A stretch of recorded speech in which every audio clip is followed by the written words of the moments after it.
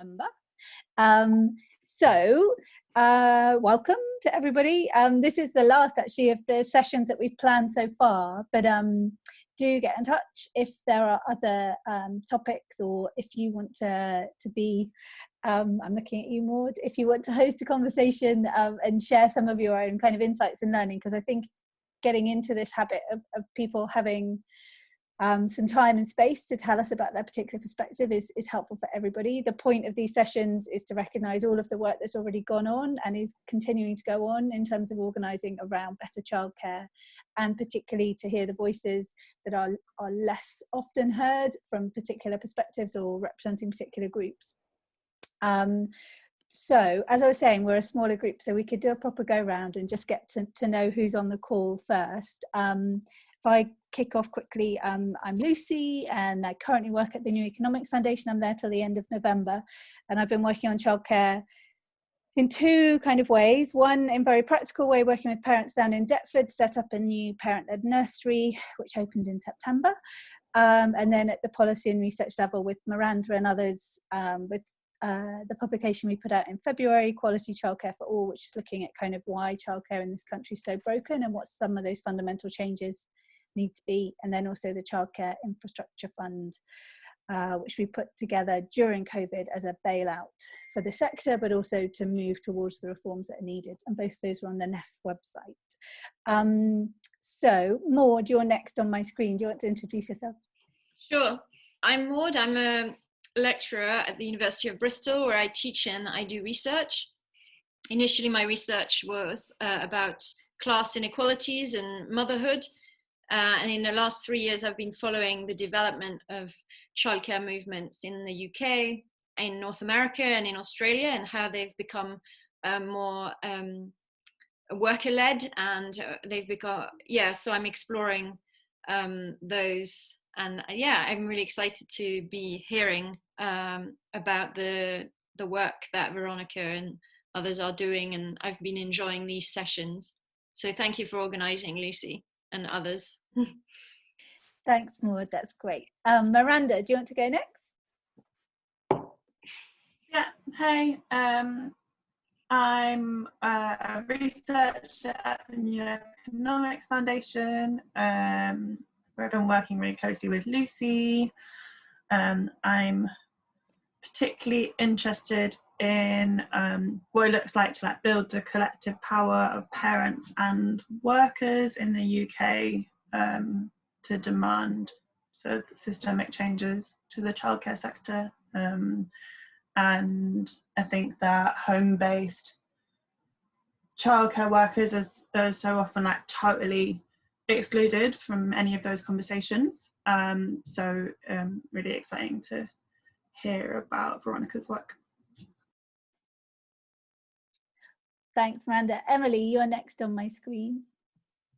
Hi, I work with Lucy and Miranda and Betty at the New Economics Foundation.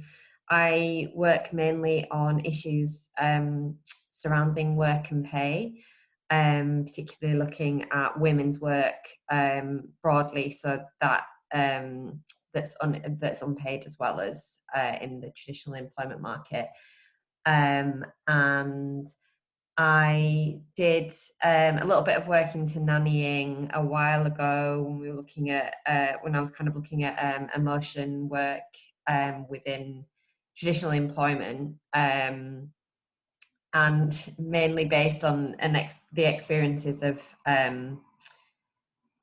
a friend of mine who is a nanny, and his kind of experience with sort of expectations and never-ending shifts, and the kind of impact that it had on his working life and kind of mental health. So I'm kind of interested in it from an intersectional angle, from defining what is seen as work and what isn't seen as work, and working hours and what's registered and what isn't. Brilliant, thanks Emily. And Betty, I know you've not got your screen up, but do you want to just give us a quick intro if you're able?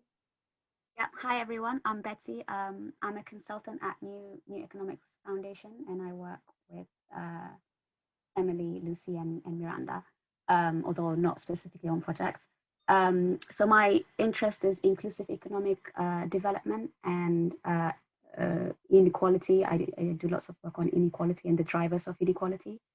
And my interest increasingly is looking into childcare and what role it can play in relation to inclusive economic development. And I'm particularly interested in universal basic services and how we can expand that as a long-term solution to a lot of the problems that we have today. Thanks, Betty. That's great. And then Veronica, I for the sake of the recording and people who are coming in, I'm going to do like a formal introduction to you, if that's okay. But then obviously, if I've got things wrong or missed things, then do correct me. So our speaker today is Veronica Deutsche. Veronica's worked as a full-time nanny for 7 years. She's a writer and researcher based in London, focusing on care work, feminist theory, and class inequalities. She's also the executive director of the Nanny Solidarity Network, who are a not-for-profit organisation that provides information, support, and space for collective action for nannies by nannies. And she's also the co-founder of the Childcare Workers Hardship Fund, which has provided grants to childcare workers in financial hardship during the coronavirus crisis. And she's currently working to establish the first formal union for nannies, the first of its kind in the UK. So Veronica's got some slides to share with us, and if we can let Veronica kind of run through those slides first, and then we'll break for questions at the end, or if you want to pause on the way through the presentation, that's also great, but up to you, Veronica. I'll hand over to you, and hopefully the screen share will work. Thank you. Oh, it's weird to hear an introduction about yourself, I think, but thank you. I've made quite a lot of slides, and I'm a bit worried about time because I can tend to go on a bit. So I will try and be as I will try and whip through them so we can get through as much as possible, and then we will do questions at the end. Cool. So I'm going to try and do some screen sharing.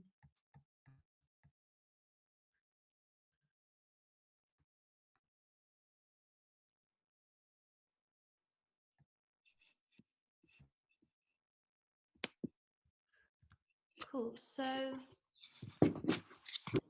can everyone see that, or can people see my notes? I don't know. Is that all okay? Mm-hmm. I can see the slides and no notes. It's looking good. Okay, thank you. So today, first of all, hi, thank you so much for having me. So today I'm going to be discussing organising with home-based childcare workers, and just for a bit of a rundown of how I've structured this, I thought firstly we would discuss what is the sector. So I know that a lot of us are already working on research in this sector and organising, but I think perhaps we have a little bit less of an understanding around the informal sector and what the unique oppressions facing workers in the nanny sector are. We're then going to be discussing how coronavirus has affected the sector and what organisations there have been that have responded, and sort of how we formed our response as the network. We'll be discussing what the Nanny Solidarity Network has done, what our values are, and what we're trying to do to combat the issues faced. I'll then be discussing in a bit more detail how we can organise with trade unions, how we can organise with migrant workers, isolated workers, and perhaps what the barriers facing organising are. And then I want to try and end on maybe some next steps.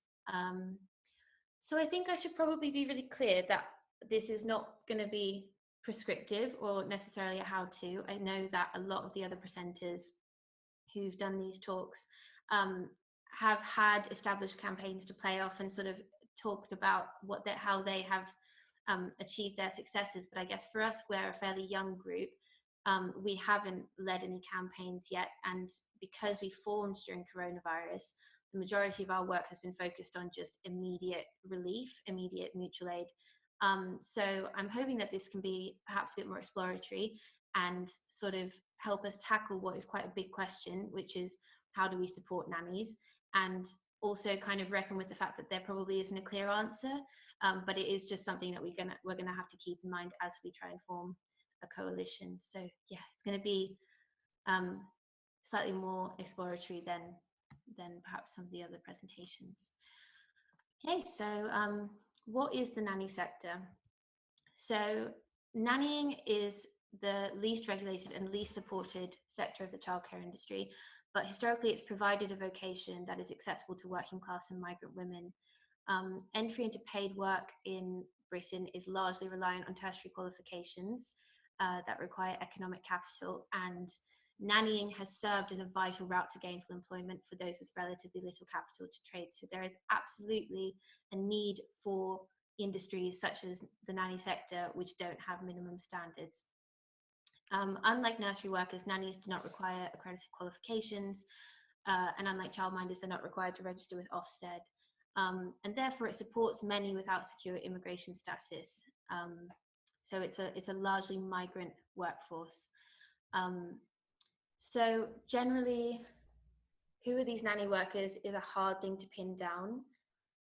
But anecdotally, from working in the sector, I can tell you that the majority are probably cash in hand and or migrant workers. I've certainly been both of those in the past.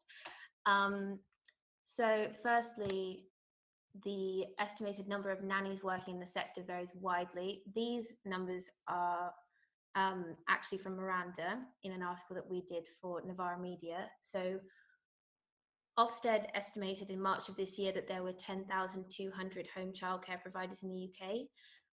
But meanwhile, the Children's Workforce Development Council estimated 36,000. In 2006, Sharing Care, which is now defunct, estimated the number to be over 110,000. So it's really, really hard to pin down how many people are actually in the sector. This also doesn't account for migrant domestic workers, MDW, people on MDW visas, nor does it obviously account for undocumented workers.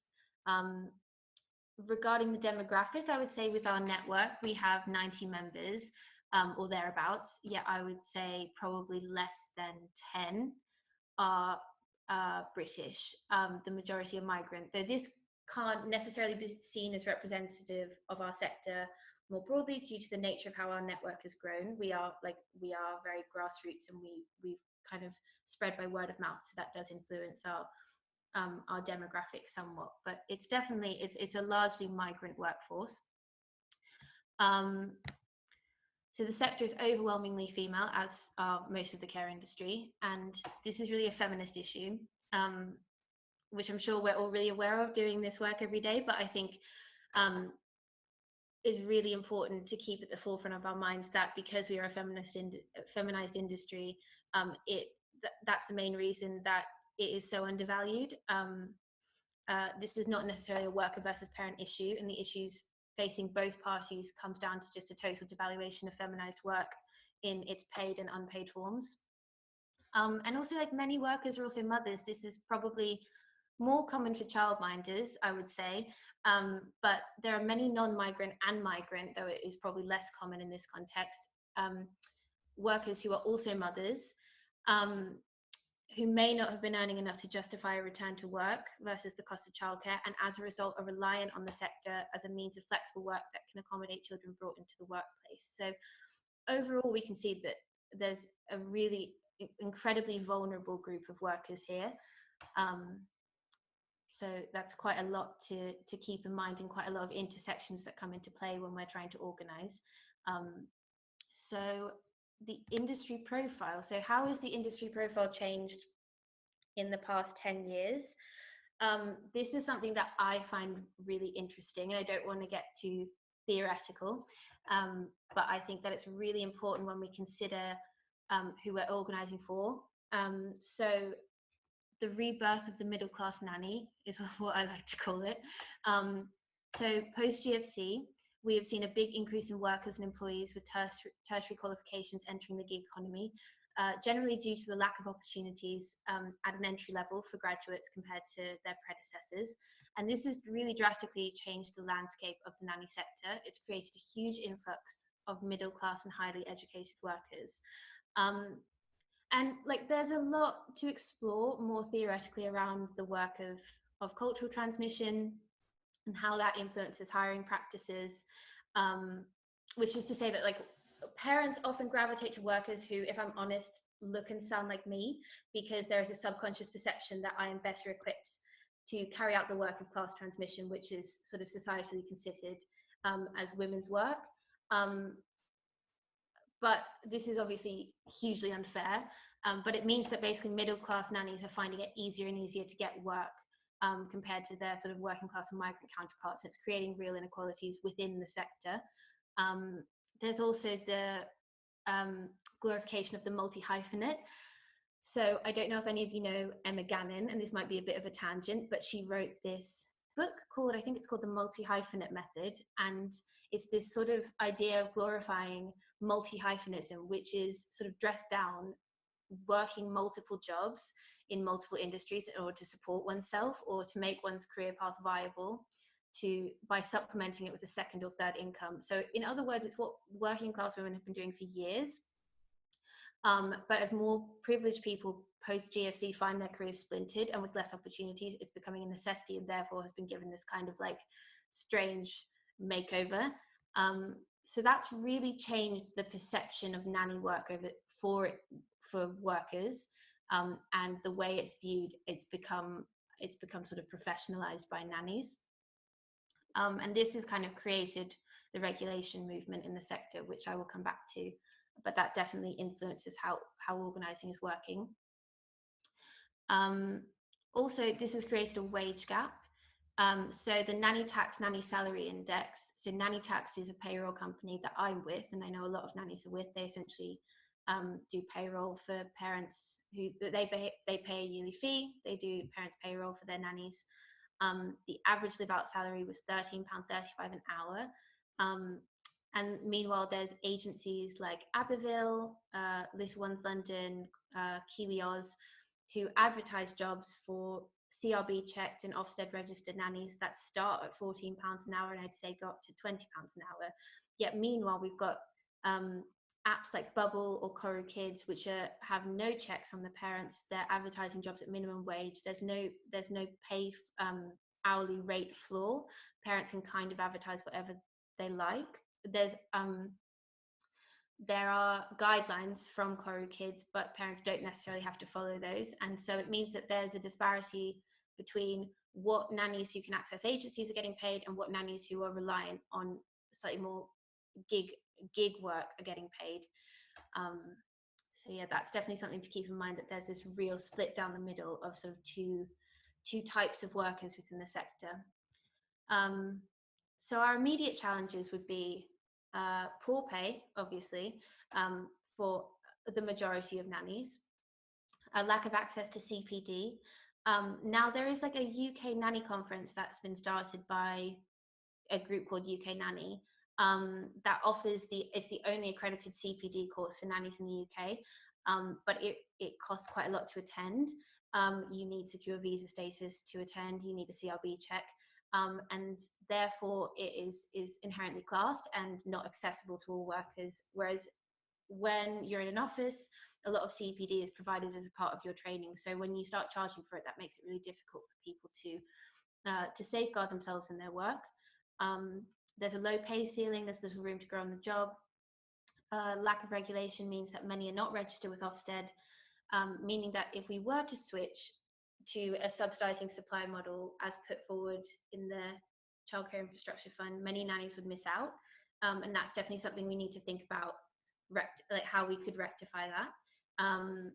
Ofsted registration is really prohibitively expensive, especially for nannies who've lived in multiple countries. So from a personal standpoint, I have lived in 3 different countries in my adult life, and so I needed police checks for 3 different countries, and on top of my Ofsted registration fees. So my Ofsted registration cost me over £300, and that was not aided by my employers. It then costs £100 a year to renew. So that's a really big cost, especially for nannies who are earning not very much. Exploitive working practices, no access to HR. Many are being made redundant due to coronavirus or else having to leave the industry because they're of a high risk category. And also established unions don't really know how to help us, because when you have, say, a childcare workers branch, such as I think Voice has a childcare workers branch, or something like NEU, Nannies are just the hardest to help. They've got the most complex issues, and often we find, even when we're working with our own branch, people come to us with issues that don't really have an answer.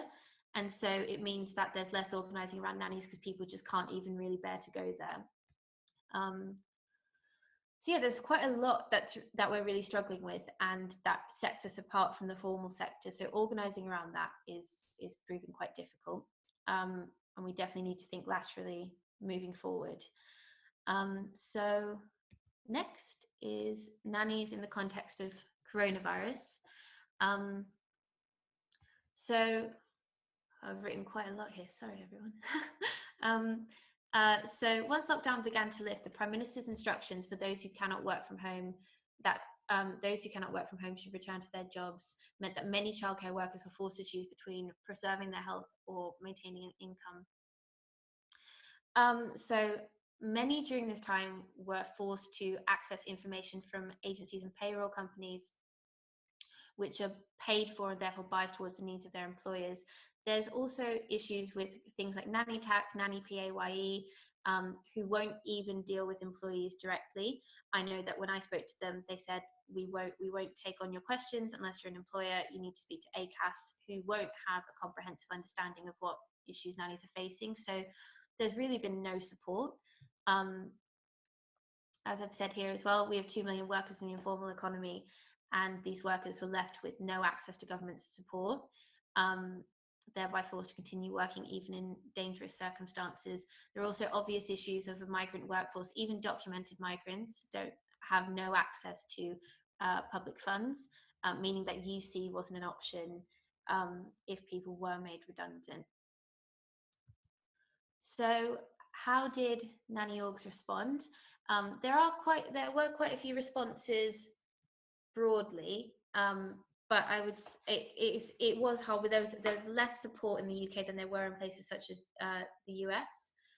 So there was obviously the Nanny Solidarity Network, which provided a hardship fund, which supported workers throughout coronavirus. We supported 90 nannies over the space of about 2.5-3 months, and we were giving out £200 grants.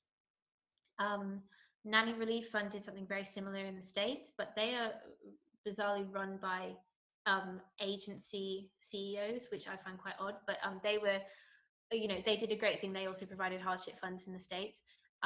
There were also groups such as Voice of Domestic Workers, who work with domestic workers more broadly, so that can include cleaners.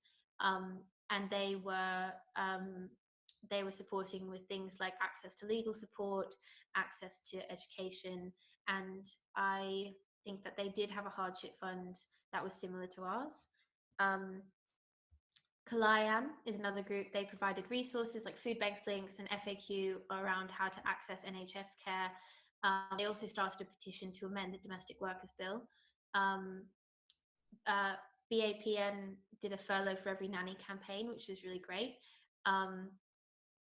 And so there was like a lot of different support going on, but there was no sort of collective movement that supported nannies. And it also meant that there were a lot of groups that had to come out of the woodwork and do support and support nannies in place of the government, which was disappointing because it felt like in a lot of the especially with in-home care, which is obviously so difficult to pin down because you're entering other people's homes, when the government guidelines were being set, there was really no thought put into people who have to work in other people's homes and how they could still attend work.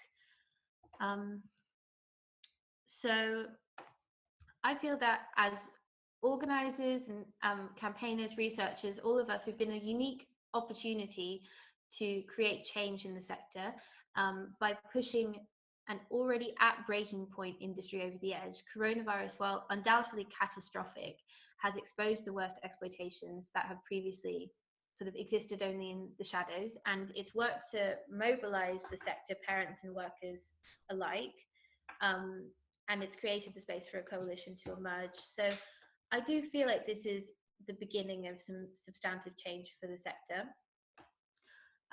With that in mind, I think it's important as worker allies to ask not what can be done to support workers, but what workers are already doing to support themselves and how one can use one's own privilege to platform it.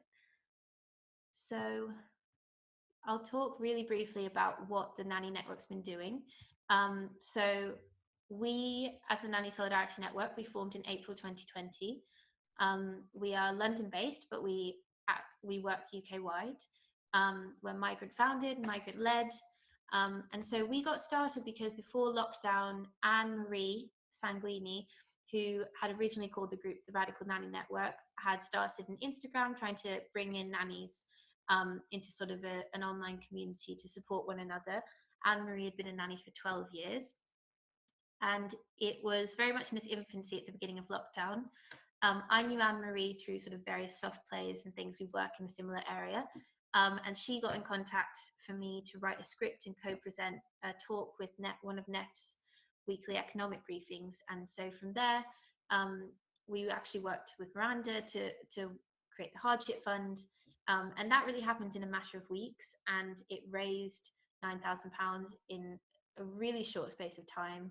So we've only been around for about, 6 months now. But now we are a registered CIC and we're a team of 6 organisers helping to support a network of 90. And there's been definite challenges to organising during a pandemic, but we have formed a fairly tight network of people that are supporting each other and getting each other work, getting each other immediate mutual aid. So it's had its challenges, but it's growing quite rapidly, which is exciting. So this is our mission statement. The Nanny Solidarity Network is a non-profit organisation that provides information, support, resources and space for collective action for nannies by nannies. We seek to provide mutual aid between workers as well as unionise our industry across class and racial barriers in order to create a safer and more supported sector. So I think I've really gone over our practical accomplishments, but that's what we've done in the past 6 months. And our next steps are providing resources, providing English classes with English for Action. We're working with JCWI to provide free legal support, working with IWGB Union, and we're relaunching our hardship fund. So yeah, that's just a brief rundown of what we're doing. And I'm going to go on now to how we are thinking about organising. So I think when we're speaking about organising workers in isolated settings and also organising women, we have to think really creatively about how that's going to work. We don't have the traditional capital of say traditional trade unions of men in factories. They often had secure migration status. They were men. They had collective settings with which they could strike from. So it is a really different thing to unionize workers in a feminized industries context. So while there are many in the childcare sector who've been attempting to mobilize around a collective campaign, the nannies we work with have largely had to take a step back from that kind of action as we deal with more pressing issues. I think I said earlier, like homelessness, lack of employment. It's really just been about like putting out fires. Just because we've been so at capacity. But I think what is important to consider is that with the power of a coalition, we have the fact that a collective can support its most vulnerable, and in that way, it may have to be less precarious workers such as myself, and workers in the formal sector, as well as parents coming to the fore for organising. So that's not to say crucially that we should be the orators on behalf of those who are most marginalised as a result of the childcare crisis, but we should be utilising the privilege we have as people who have the ability to enter and exist in class spaces. I think I had a discussion with Sarah from Pregnant Then Screwed, and she actually said, we were talking about how it's almost as if our job in a coalition and nannies who have secure status and formal workers and parents, our collective job is to act as a Trojan horse for workers who don't have the privilege to be visible. So I think that's really how we need to view our role, and sort of keep that in mind in order to be as representative as possible.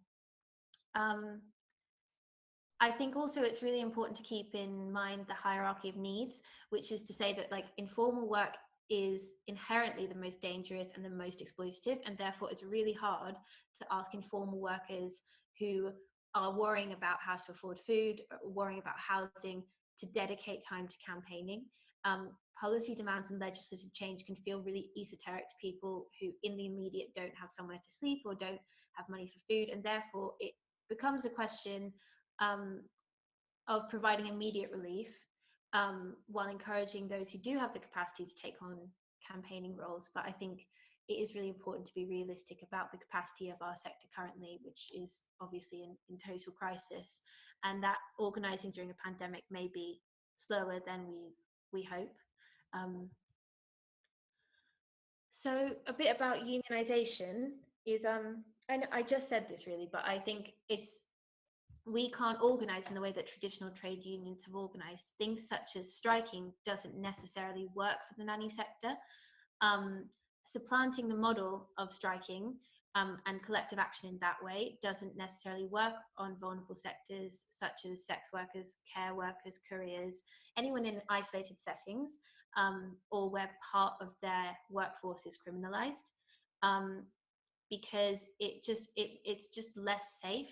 If you have 100 workers walk out, like 100 nannies walk out of 100 houses, it really doesn't make as much as very much of an impact, and it puts people's livelihoods at risk. So that kind of action is hard to take when we don't have the security of collective settings.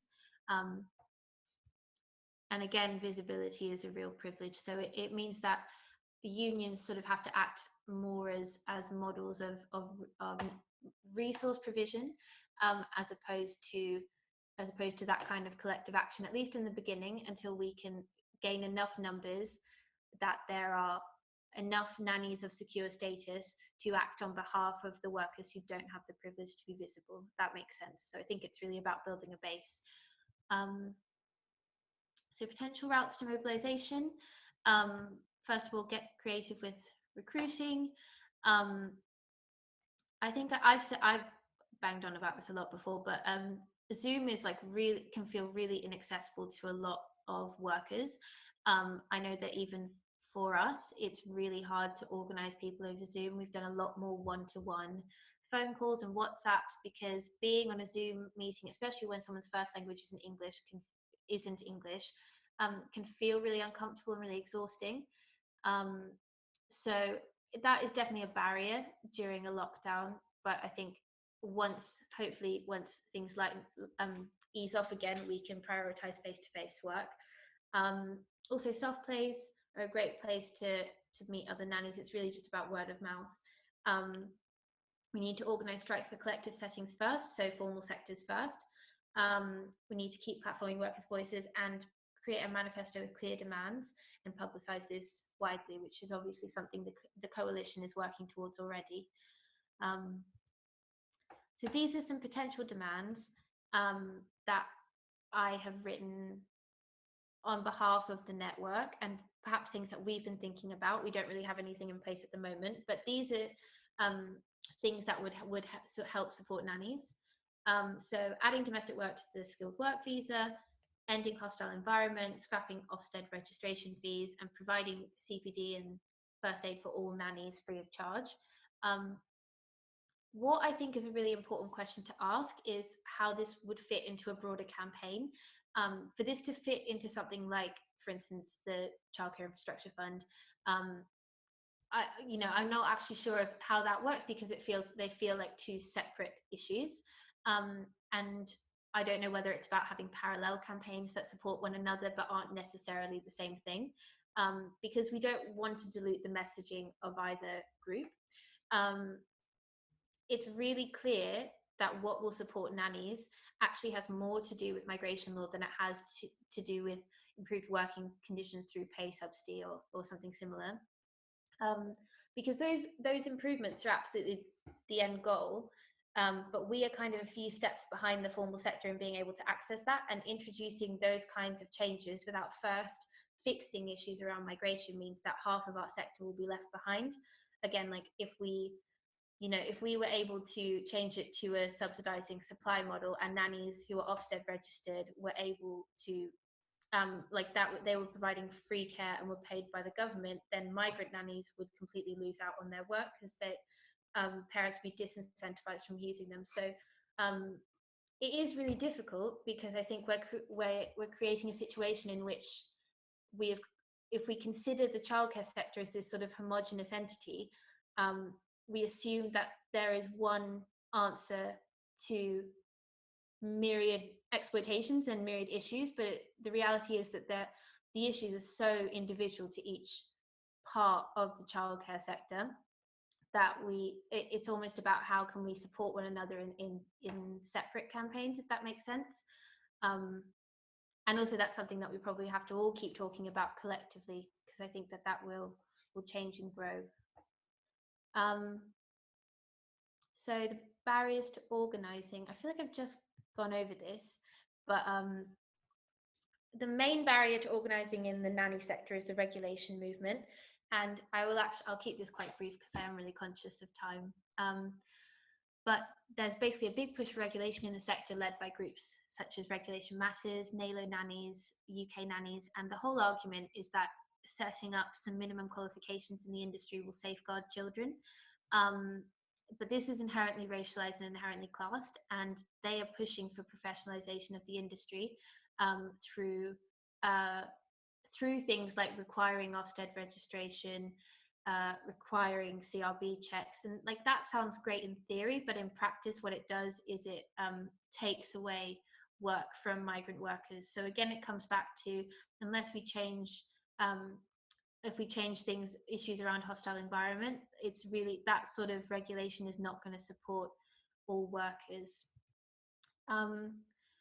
So the regulation movement is completely unrepresentative of the sector more broadly. It's led, all groups that I've just mentioned are led entirely by white British women, yet in 2005 there were 17,136 domestic workers in a private household visas issued. It was the same year that the nanny sector was reported to support between 30 and 36,000 workers. So, you know, that could mean that there's, you know, half of the workforce are migrant workers, and therefore it's really unrepresentative. So the sector is unregulated because it's really inaccessible to access qualifications. We've seen a 310% increase in university fees over the past 10 years. You know, the majority of childcare workers across the sector earn minimum wage. Migrant workers are criminalised. So there's loads of barriers to being able to access the minimum qualifications that would regulate our workforce. So immediate challenges in the sector. I think we've gone over these before, but it's really clear that unless we first, that's my only it's my only animation for the PowerPoint. Unless we sort out issues around migration law first, we can't really attack any of these in a way that will benefit all workers. So by working to improve conditions to increase regulation, while it may hold employers more accountable, it assumes wrongfully that all the workforce is able to access formalized employment, and we know that that's not the case. So these are the challenges in the sector: hostile environment, no recourse to public funds, and a lack of accountability for employers. And where do we go from here? So I think if we're to discuss what we've learned from organising with the network and from similar groups such as Voice of Domestic Workers, we must acknowledge that the power dynamics that are at play when it comes to creating a coalition of different groups, and keep that at the forefront of our minds when approaching a collective campaign. Just because we are all workers, parents, carers, etc., affected by the childcare crisis, it doesn't mean that our experiences or the stakes at play are the same across the board. Intersectionalities such as class, race, visa status, financial dependence will impact how members of the coalition are able to participate safely, and also how they feel safest in sharing their experiences. So we must make space for the fact that those suffering the most will probably not be the ones prepared to shout the loudest, and utilize ourselves as mouthpieces for these people. If we want to mobilize the sector, the first step will be to listen to its workers and to offer our privilege as a weapon with which they can arm themselves. So that's kind of how I'm considering our approach, but it's going to be something that is a constant conversation, and hopefully as restrictions lessen, we will be able to have a bit of a longer term view of what we can do. But yeah, okay. Thank you very much. I'm all done. Fantastic. Thank you so much, Veronica. And I think it's just so powerful in pushing us to always think behind those kind of easy terms. I've seen lots of people talking about, you know, the shift to improve quality of childcare, and who wouldn't be against that? But unless you understand the implications of that for certain groups as well, we could very easily be part of the problem rather than actually kind of moving to a system that works better for everybody. So guys, do you want to ask some questions or get into sort of further discussion on any of the points that Veronica was raising?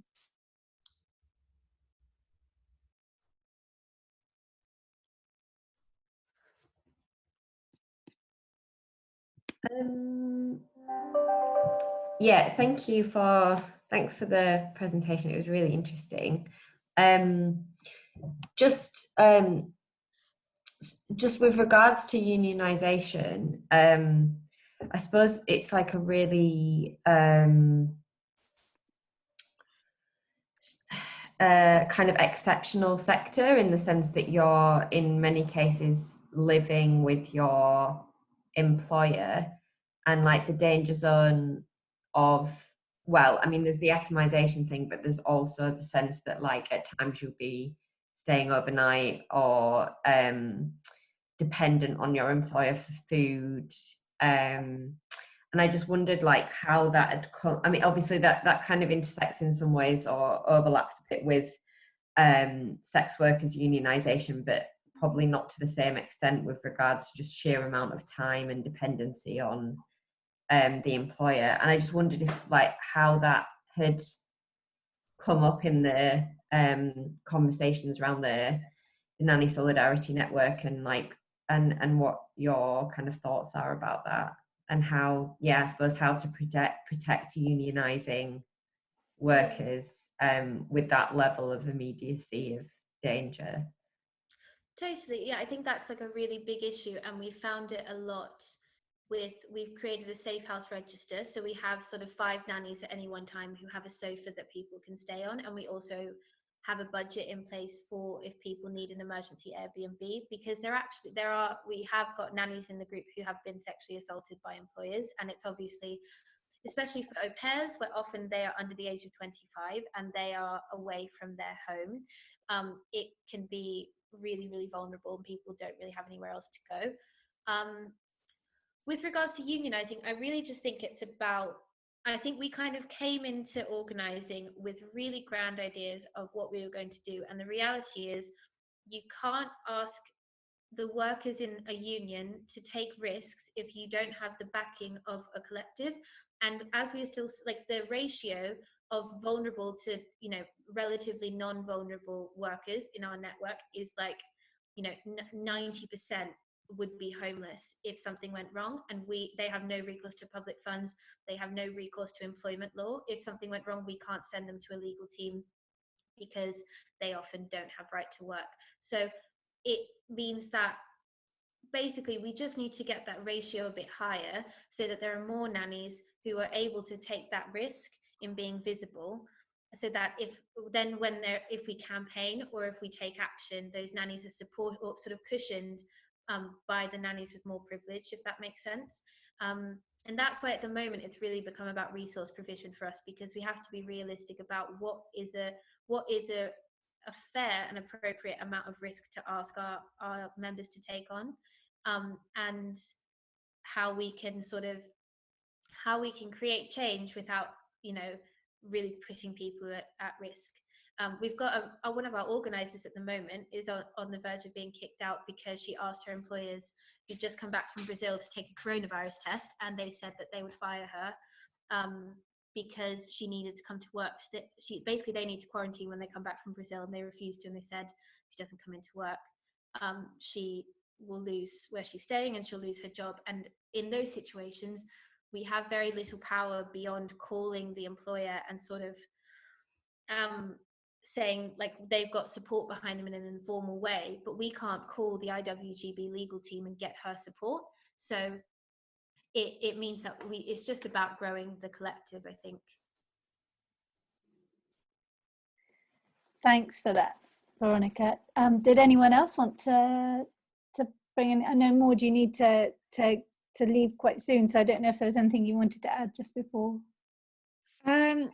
Just thank you, that I learned so much about the intricacies of what you've been doing, and I really liked the way that you thought about the potential for organizing and the difficulty of strikes especially.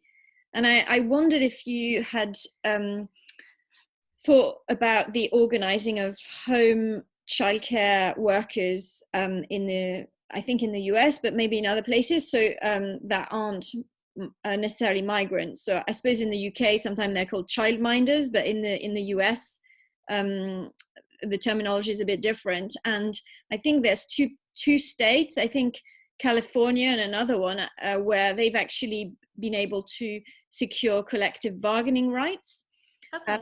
So I know that's very different to the situation of migrant workers, but I wondered about, if you had any thoughts about collective bargaining.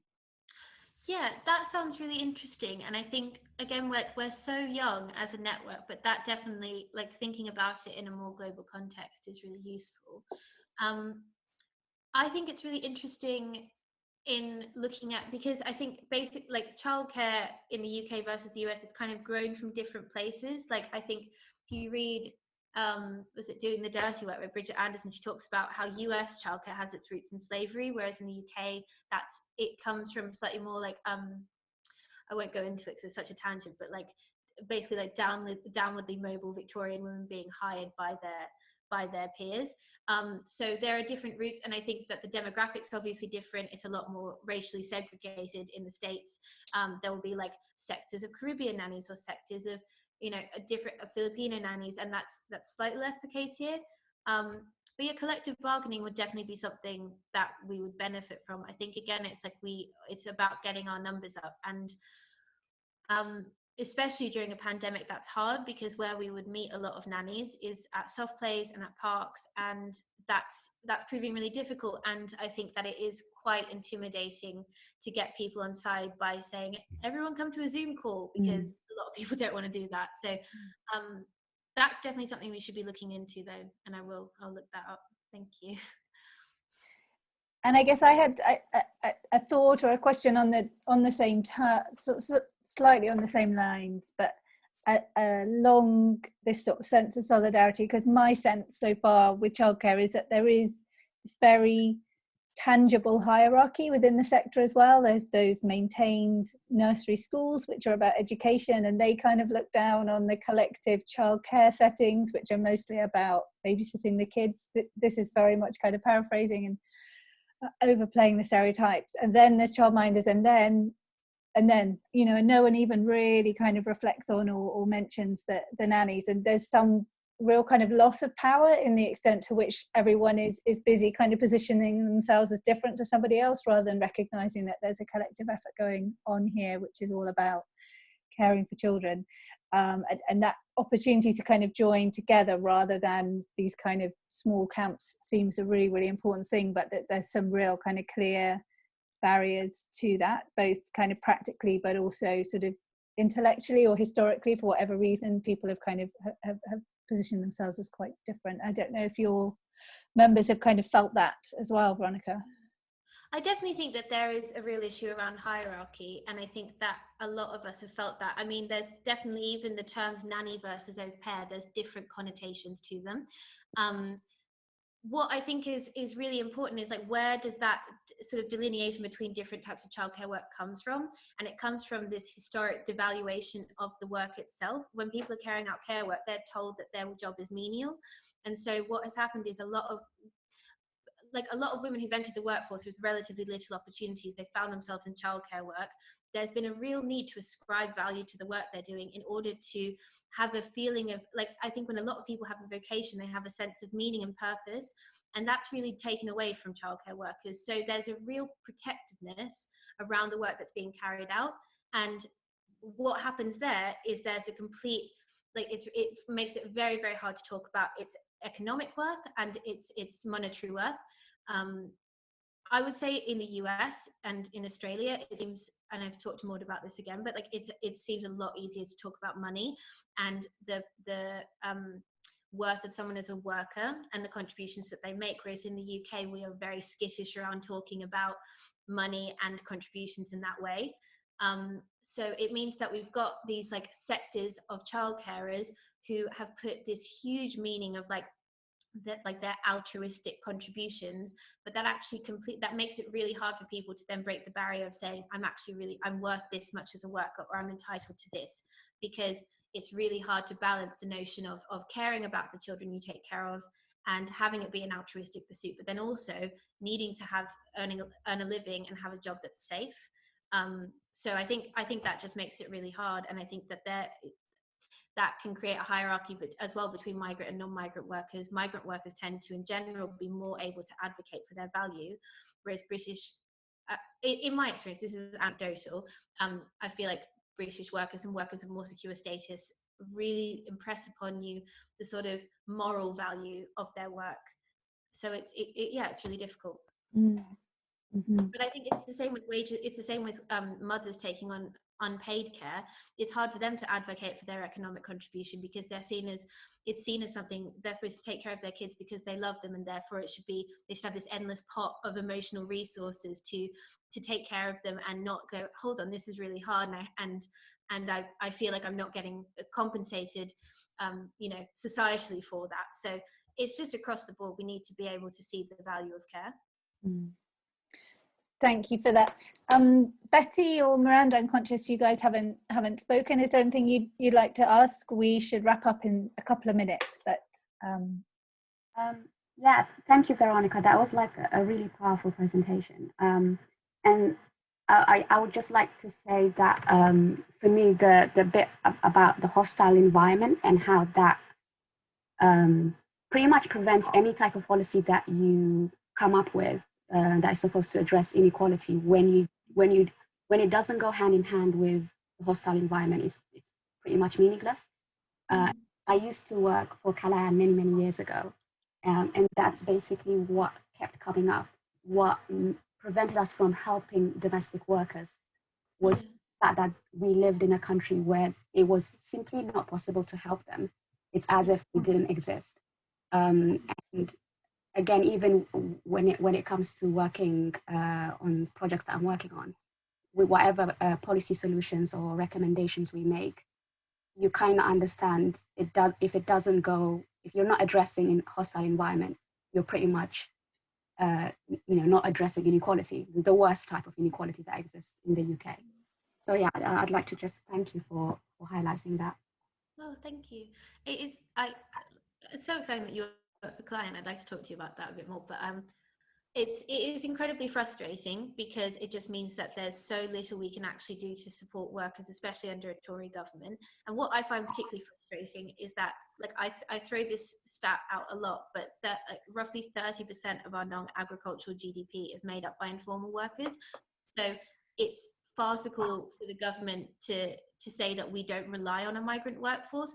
What we've done by having a hostile environment is we've allowed the government to abdicate responsibility for a third of its workforce and therefore decrease the responsibilities of the state. So it's not about people coming in and taking jobs or needing hard borders. It's literally about saying we don't want to be responsible for a third of the people that prop up our economy, but then if they disappeared, our economy would shrink. So it's so frustrating because it's not that we need to convince the government of the economic value of migrant workers, is that they know it and they're exploiting that.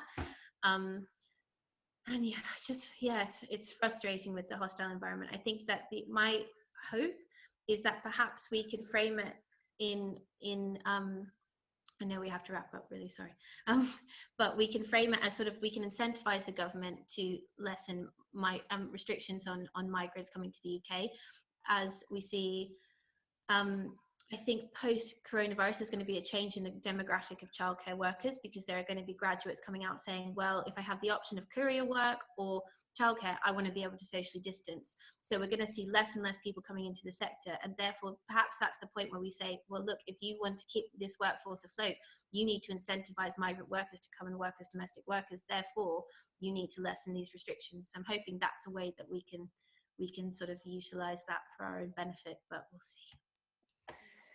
Yeah, well, thank you so much, Veronica, for your time, and for everything that you've brought there. And I think these are themes that need to sit within all of the wider work of NEF, definitely, but also all of those conversations about better childcare going forward as well. And just a constant reminder that some of these top line kind of drives, like better quality, can actually, we have to really unpick kind of what comes behind that. And I think also your point of making sure that we use the privilege we have to centre the voices of those and the experiences of those who would be taking more risk to be visible is also really, really important. And doing that